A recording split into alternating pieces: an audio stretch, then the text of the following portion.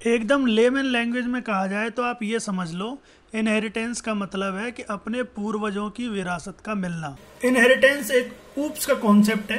High level पे इसको समझे तो आप ऐसा समझ सकते हो कि कोई भी ऑब्जेक्ट पेरेंट की सारी प्रॉपर्टीज और बिहेवियर दोनों को एक्वायर कर लेता है ताकि इन्हें रीयूज कर सके। ये आपका चाइल्ड है।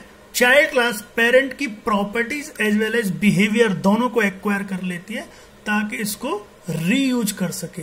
तो रीयूजेबिलिटी इनहेरिटेंस को कह दिया जाता है। जैसे कि आपने सुना होगा is a relationship, has a relationship, तो उसमें इज अ रिलेशनशिप में आती है। हैज अ रिलेशनशिप के बारे में भी हम अलग से बात करेंगे, वो एक टॉपिक आता है एसोसिएशन, एग्रीगेशन, कंपोजिशन, बहुत ही इंपॉर्टेंट टॉपिक है।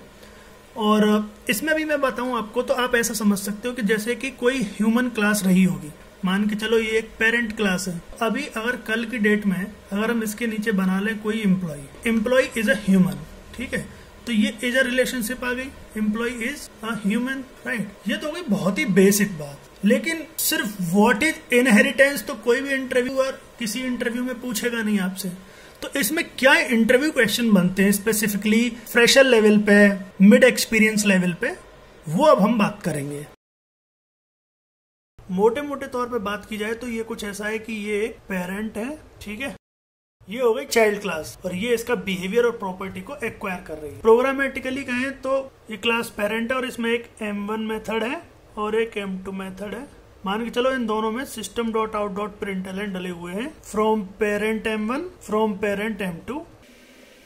फिर सिमिलरली एक क्लास है चाइल्ड जो कि एक्सटेंड्स करती है पेरेंट को। ये हमारी पेरेंट क्लास हो गई।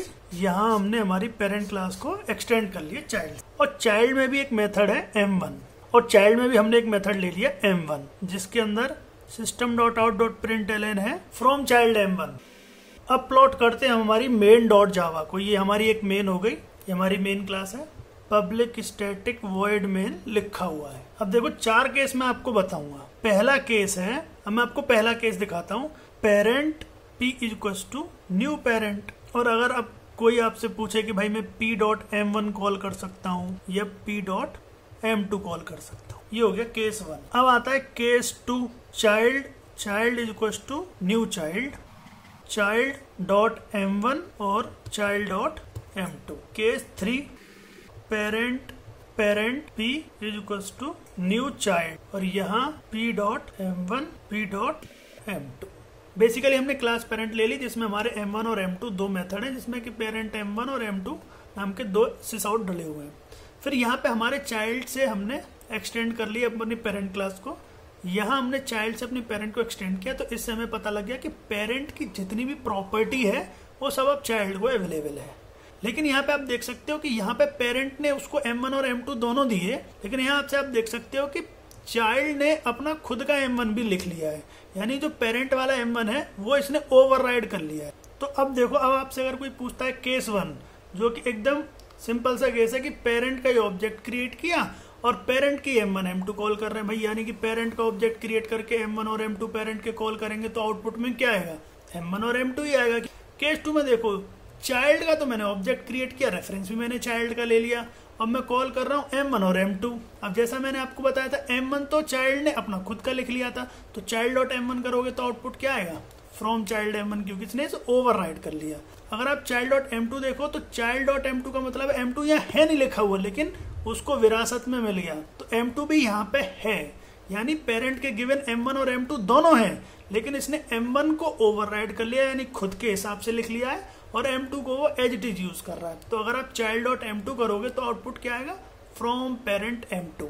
अगर चाइल्ड डॉट M1 करोगे तो आउटपुट आएगा फ्रॉम चाइल्ड M1। केस 3 समझिए, ऑब्जेक्ट तो बना लिया इसने चाइल्ड का, लेकिन रेफरेंस ले लिया पेरेंट का। तो इस केस में अगर वो पेरेंट डॉट M1 और M2 कॉल करेगा तो आउटपुट क्या आएगा। ये दो तो बहुत ही सिंपल केस है।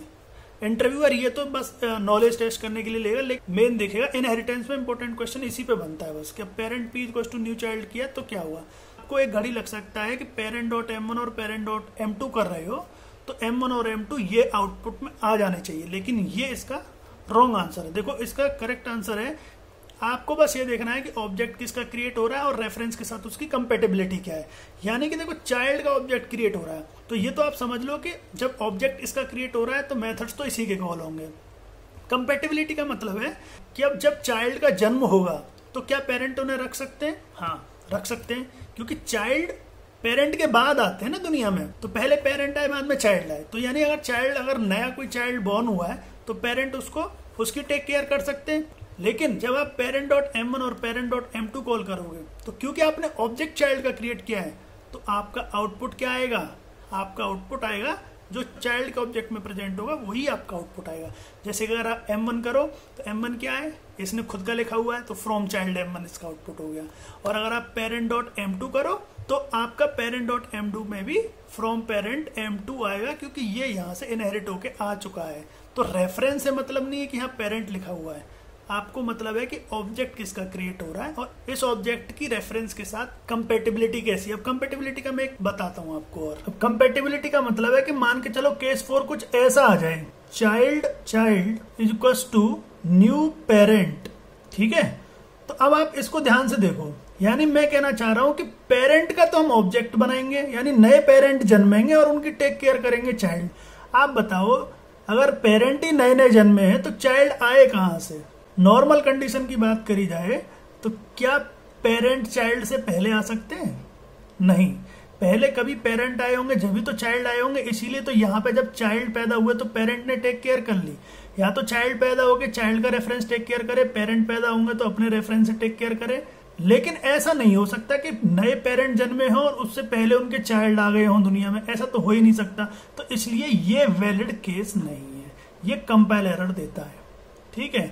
कई बार वो आपको यहाँ पे इसकी टाइप कास्टिंग करने की भी बात कहेगा कि अगर मैं इसको चाइल्ड में टाइप कास्ट कर दूं तो भले ही इसकी कंपाइल एरर चली जाए, लेकिन जब आप इसको कंपाइल करोगे तो भी ये क्लास कास्ट एक्सेप्शन देगा, यानी कि ये केस नहीं चलेगा, क्योंकि पेरेंट को चाइल्ड रेफरेंस होल्ड नहीं कर सकता। इनहेरिटेंस में ये 4 केस बहुत ज्यादा इंपॉर्टेंट है। आपको ये 4 केस आ गए मतलब आपका इनहेरिटेंस का कोई क्वेश्चन नहीं बचा।